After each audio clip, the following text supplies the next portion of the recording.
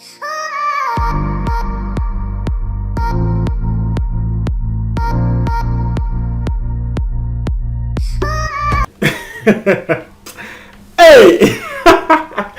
Hey, Ghana Mebulu pa. Hey, asemo. Etiefo, story we are about Tom and Nvidia. Just say a mystery. Story the young mystery ma me dream hokra mentiase. Story abebe ken e yade a esi enye movie. E wo Koforidua a enu hunti abrantie baako. Na so ayehye a ye be che no akotum because ye did not akogina court. Embrantie mienu story no no embrantie mienu baako di 21 na baako so omunia like that same age na baako ni din de Philip Ahiable na wono no what Koforidua asokore na the other person no ono so your friend Enoch Odonko na Enoch Odonko yi wono level 200 students course awoye information communication technology ICT wono woko school wo Koforidua Technical University the na first your friend Koforidua Poleno now Enoch no oyobi a wote baby your friend no nsukwao na etiefo wono ene Philip Ahiable womo kun Philip Ahiable no makata mo se wono te Koforidua asokore womo kun over oba woba no wo SHS2 oba no general arts wo school a your friend Ghana Senior High School oba no wo SHS2 ena trese Philip ene Enoch nkrofo 2 yi trese Bible mudin Philip ena Enoch Bible mudin ena wo mudin ato nchen a wo mokun a enye konketoa a enu hunti baako akotwese kan etwa baako anim ema enu hunti baako da hospital the den the other person so yede no ejina quarter trese wo su a enye easy saying NAC now the police for Eka and say Philip no oba no in the area the girl and I was in the area into Philip no who say Enoch no eba oba ne ho who say Enoch ne oba no yo nyama Philip no so you be a jealous guy into the AC and they say on April 21st last week pepepe I'm not pabeye 8 o'clock and a Philip no wa Fred Enochi and I warning Enoch say hey Enoch me hu ne say wudi Miguel echi na say unim na me hu say wo bag girl ne hope you ma wo be hu oya Miguel jai no mame chese wudi na tempoto wudi Enoch a tempoto e wo phone ne so Enoch no so your bema we budo he me ma wo bema bi be frame ndi matemenga se minja girl nechi na me nso meja girl nechi anka ma say sana Enoch so kan woni trim that same day anopa Philip Fred Enoch din atem se mo mba girl no hobium no that same day ewia be ye 2 na Enoch no o se hwe ono masa ano de masa wanti yo nti Enoch no free ni area eba Philip ni area baby a girl neti Emma Enoch ni ko girl ni fie de omo beye nia wo mo yeye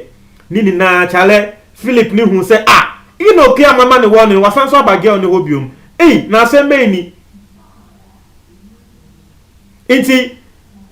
Enoch no wo wieye oni girl ni wieye a wo ko na Philip hia no wo kwan so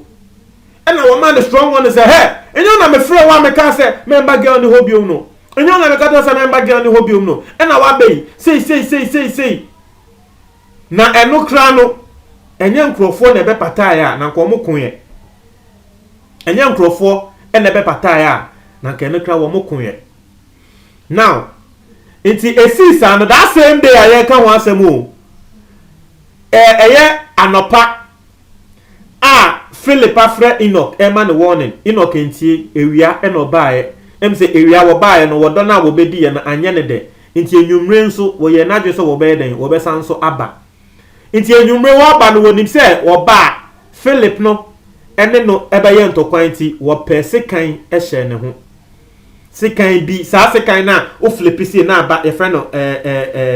ye pocket na ye friend paper cutter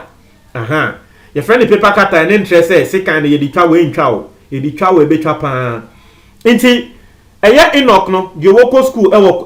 Koforidua Poly and Koforidua Technical University senior sisi ye friend no na wo de sekan share ne ho because onim say enwumre nso wo ba Philip no be say we but ono nso wo pe wo ba no nti no just say wo be ba enwumre na Enoch ne bae oba ya wo ko na Philip ni hia no say yende de he me kun wa ha me ne wo be ye say ne say nti anopa ma fro wa ma warning me mba wo ba ne ho biom aba ewia me hu say wa ba oba ne ho no mama warning say wo ba no wo ya me girl memba ne ho still waba enwumre nso waba na twese wo pese otra bi se mi megimi nti wo ba ene ntokwa sa na twese blows ne koso se Philip wo nim se Enoch ape weapon a hye ne ho ho ana Enoch twe se kan no ene Philip nim se tro Philip nim se tro Philip nim tro na twese etiefo moja wekuno na was a Philip ye rational eco hospital na Enoch ye ko reporting no and ye ko reporting na police for ebeso Enoch mu abranti a uko school level 200 ICT fine obanti police for be chino atuni ni nisio afi no wo hu nsemfo a wedi aw obanti de maye ni obanti tese wo biati ase no mo se na mo nkola we ye de nkra na mo nim oba ana love mo a enu hunti wa hye ase ko a mo twese kan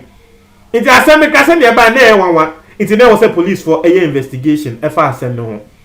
police for ko ye investigation na police for hu ne se ade ne kra no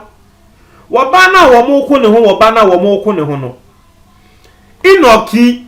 a Philippi e be ma woni no Enoch ka no si wo ba ne perfect muti asem yo Enoch no ena wo si wo ba ne perfect so wo pe wo ba no ena wo ba ne pene ye na wo ba ne pene ma Enoch no ena Philip so hu se say at the fair we e wo mi area ena mi jai e ma nkrofo e ba befa enya me nso mese ne pe ena Philip ne nso e si wo ba ne pe na Philip ne nso si wo ba ne pe na wo ba no an kan tre Enoch se ye njai ena wo ba no so penema Philip na tse wo ba na penya ma omutu no na so ba na penya ma mutu no na wo Philip we hu ne say still oba no woni Enoch ehye ho a jai wo ba no ade na wo be jai wo ba ne de oba ne de chese wono de e na wo ne obema no ebeko ade we na ka yenim no na sebi previous aga na yete nsem wo ya na sebi eyemba eno mo ya ade we wo be se mba mienu ku obema ba ko ho ba se mbema pa ku oba ho ye ntanti because obema de wo girl na wo hu say girl no wo before fra opa na wo so talent na wo re onso wo pa na wo talent na wo re ba wo hwa na wo mpa na wo atwe ho boko it's as simple as that na we hu ti na mbema mienu kentin kan mebunu 21 years just a young guys mo twese kan ya ku oba JSA missy JSS SS2 girl ho oba we kra no SS no wo nya hu abrabo ye mma wo SS a wo fi se wo mu hu abrabo ba wo nya hu abrabo ye oba ne baba be do university wo be hu de esen mo mbema tu no wo be jan mo kra imba wo be ko university a senior ne bie no wo obema na wo ne free SS no wo mbu kra biom because e dia university ho no ne lecturer bi ese ne pe an lecturer no wo sika etin alternative na electronic cars ni mu ne nyamanti ne lecturer no ese ne pe ati asie inti wo small boy na wo bisa 50 cedis wo nyama no ne lecturer ne de wo ka frepe na wato bibi ama no inti wo de wo mbebu biom na wo SS simple na mo ku ni hu sei e die ne wo ba ne ho enu hu nti kwambra chese embrantie mebunu pa kwambra ni mienu mo atwese kan wa ba kwa atwese kan de twa ba kwa nim de ye twa nanim no and am no ka say he has been hospitalized asem no ye de kopie court court ka say ani abrantie na wo twense kan na wo twa we no eye Philip no abrantie no abrantie no just yemfa ne nkoto remand na tese wokodan or down in fiase until say ye be kan case no na case we wo sha ukokota obi ehu clear sa wa twese kan ye twa abrantie nim enye chi ne ye be chi watum Nims Yebeka say stabbing no say causing physical assault to say attempted murder or say then I don't know. Attempted manslaughter, I don't know the charges are yet bono.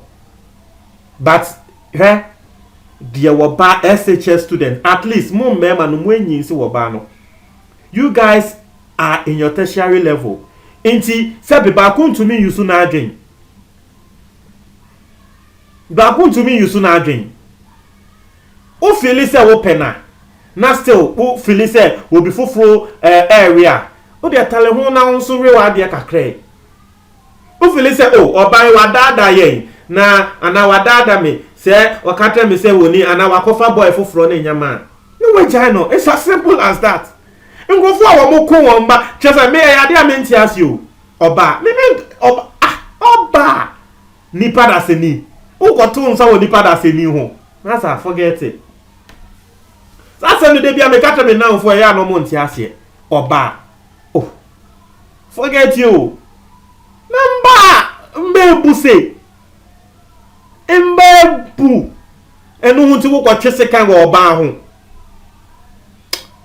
asem we meti ya me ya na eya ye say kofo idua ho no ensem a eye wanwan kwa na free ho ba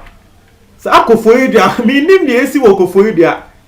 ebia nta no mo ka say kofo idua flowers not say kofo idua ma no ya mo ho fe because I don't understand kofo idua ho no ensem a wo beti no on ti ase da wo try mo adwo comment box me tie for me da say